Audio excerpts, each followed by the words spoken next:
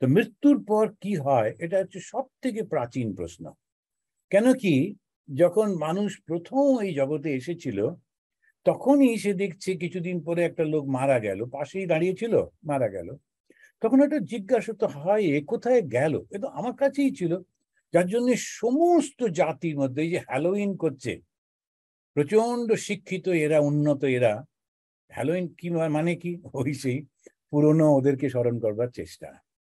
তো সেইটাকেই ওরা করে চলেছে। আমরা অত্যন্ত মানে ভদ্রভাবে দুর্গাপুজোর আগে আমরা নদীতে গিয়ে পূর্বপুরুষের জন্য তর্পণ করি। তর্পণটা কি? পূর্বপুরুষকে স্মরণ করা। প্রচুর প্রচুর আমাদের এই মানুষের মধ্যে, যাদেরকে আমরা ট্রাইবাল বলি, নানান রকমের ট্রাইবাল রয়েছে, তারা কিন্তু ওই যারা মারা যান তাদেরকে ফেলে দেন না, তাদেরকে নিয়ে গিয়ে কোনো একটা গুহার মধ্যে রেখে দেন। আমাদের দেশেই আছে একটা জাতি, মিজো। মিজোরামের একটা গ্রুপ আছে, তারা ওই গুহার মধ্যে রেখে দেয় মাদুরে মুড়ে, সুন্দর করে কিছু পাতা টাতা দিয়ে। আবার পরের বছর গিয়ে ওর জন্মদিনে বা ওই রকম একটা সময় সবাই মিলে যায়, ওইটা নাবায় গুহা থেকে বার করে ওকে সাজায় গোজায় খেতে দেয়। কয়েকটা হাড়, কিন্তু তবু ওরা মনে করে এরকম। তো এইরকম অনেক জায়গায় আছে। কেন করে? কেননা কিছুতেই আমরা বুঝতে পারি না যে ও আসলে চলে গেছে। কি চলে গেছে?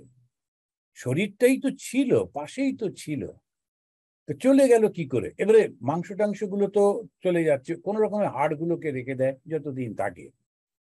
কিন্তু আসলে তো ওইটার কোনো কারণই নয়, যে হাড় মাংস এটা তো নয়, হচ্ছে মনটা। এই মনটাকেই আসলে ওরা ঠিক ঠিক ধরেছে, হিন্দুরা ওই করতে করতে গিয়ে ঠিক ধরেছে ওই মনটাই হচ্ছে আসল। কিন্তু মনটাকে তো দেখতে পাচ্ছি না, এক। দুই হচ্ছে বন্ধনের কারণই মন, আবার সঙ্গে সঙ্গে মুক্তির উপায় হচ্ছে মন। সেই জন্য আমার মনের মধ্যেই অসুখটা রয়েছে, কিন্তু ওই অসুখটা মন দিয়েই সারাতে হবে। এই জন্য এত চ্যালেঞ্জিং হয়ে যায়। যদি বাইরের কোনো কিছু অ্যাপ্লাই করে মনটাকে আমরা ঠিক করতে পারতাম, যারা অনেক সময় ডিপ্রেশনে যারা ভোগে তারা ডাক্তারের কাছে যায়, এবং সাইকিয়াট্রিক যারা, তারা সেইটাকে ওষুধ দেন, বোঝেন, নানা রকমের ওদের সব সিস্টেম ডেভেলপ করা আছে। কিন্তু আমাদের এই যে বাসনাটা, এই বাসনাগুলো কিভাবে আসে, তার থেকে বেরোবো কি করে? গুরু বলছেন, শাস্ত্র বলছে, কিন্তু তবু পারি না। তো এইখানে মৃত্যুর পর কি হয়? তখন ওই মনটাই হচ্ছে মানুষের বদ্ধ করে বা মুক্ত করে। বদ্ধটা কি? যেমন বিষয়, বিষয় যেগুলো আমরা দেখি, বিষয় কি কি? রূপ, রস, শব্দ, স্পর্শ, গন্ধ, এই পাঁচটা বিষয় আছে। যে খুব বেশি একেবারে 1000 লিস্ট তা কিন্তু না, মাত্র পাঁচটা: রূপ, রস, শব্দ, স্পর্শ আর গন্ধ। চোখটা ওই রূপটাকে দেখছে, কান শব্দ শুনছে, আমার হাত বা আমাদের ত্বক সেটা স্পর্শ করছে, জিহ্বা সে টেস্টটা নিচ্ছে। এরকম করে করে আমাদের পাঁচটা ইন্দ্রিয়, পাঁচটা বিষয় ভোগ করে চলেছে। এবারে আমরা এই বিষয়টাকেই যখন একেবারে ধ্রুব ধরে নিই, এটাই আছে আর কিছু নেই, তখনই বন্ধনটা হয়। আমি ওই সেদিনে কথাতে বলছিলাম যে ঠাকুর শ্রীরামকৃষ্ণ দেব বলতেন, কেউ কেউ যে গৃহী, সে যখন আসতো, ঠাকুর তখন সেখানে গঙ্গা জল ছিটে দিতেন। এখানে এসে ঠাকুরের ঘরে দাঁড়াতো, দাঁড়িয়ে চলে যাওয়ার পর গঙ্গা জলে ছিটে দিতেন। ওই তো ওই গৃহী বলতেন। কারণ অনেকে প্রশ্ন করে, আমরাও তো গৃহী, তাহলে কি হবে? কিন্তু ঠাকুরের কত গৃহী ভক্ত ছিল। ঠাকুর তাদের বাড়িতে যেতেন, সেখানে গিয়ে বলরাম মল্লিক, সে তো ব্রাহ্মণও নয়, বলরামের বাড়িতে ঠাকুর 100 বারের বেশি গেছেন।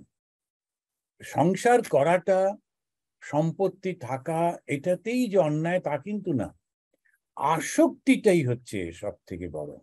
যারা যারা মনে করে এই সম্পদটাই হচ্ছে আসল, যেমন রাজা মহারাজ স্বামী ব্রহ্মানন্দজি, ব্রহ্মানন্দজিকে দেখে ঠাকুর কি খুশি, যে একেই মা আমার কাছে পাঠিয়েছিলেন, এই হচ্ছে আমার সেই মানস পুত্র।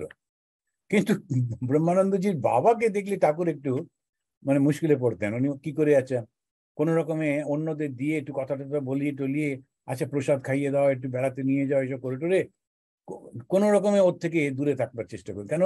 ভয়ঙ্কর জমিদার ছিল না, কি করে জমি বাঁচানো যায়, কি করা যায় না করা যায়। ছেলেকে ছেড়ে থাকবে না, ছেলে ওনার কাছে আছে বলে ওনার খুব রাগ, কিন্তু এসে দেখলেন যে বড় বড় ম্যাজিস্ট্রেট যারা বিচার করে, জমি জমা নানান রকমের সব বিচার করে, তারা ঠাকুরের ঘরে বসে আছে। সঙ্গে সঙ্গে ওর মাথায় খেলে গেল যে তাহলে যদি আমি এখানে আসা যাওয়া করি, ম্যাজিস্ট্রেটদের সঙ্গে আমারও একটা রিলেশন হবে, সম্পর্ক হবে, আমার মামলাতে জিততে সুবিধা হবে। এরপরেই বললো, না না, ছেলে থাকবে, ছেলে থাকবে, কেন থাকবে না, আপনার কাছেই থাকবে, ও তো আপনারই ছেলে, থাকুক থাকুক। দেখুন, ওই ছেলেকে ধরবার জন্য, নিয়ে যাবার জন্য হন্তদন্ত এসছিল লোকজন নিয়ে। এসে যেই দেখলো যে ওর নানান রকম সম্পত্তি রক্ষা করতে সুবিধা হবে, এখানে বড় বড় লোকেরা আসছে, নানান রকমের পজিশনের লোক, সুতরাং একটা রিলেশন করা যাবে, ও সঙ্গে সঙ্গে মেনে নিল, ছেলে ঠিক আছে চলে যায়, যাক। এই হচ্ছে সংসারী। কোনো কোনো অন্য চিন্তাই নেই, বিষয়টাকে মনে করে এটাই আমার একমাত্র।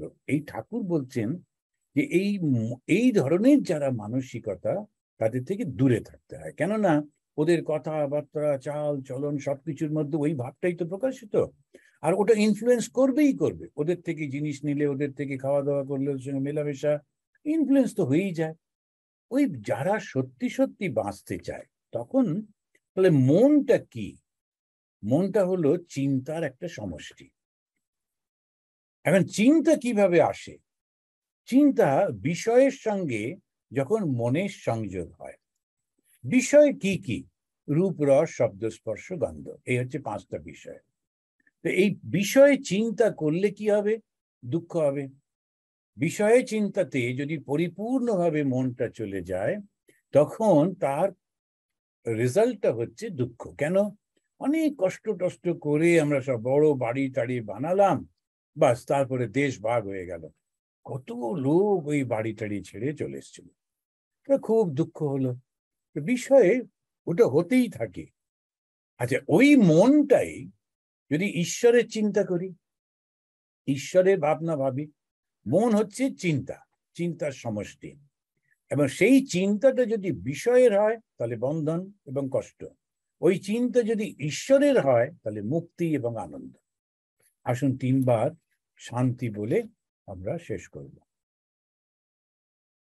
ওম শান্তি শান্তি শান্তি। হরি ওম তৎসৎ।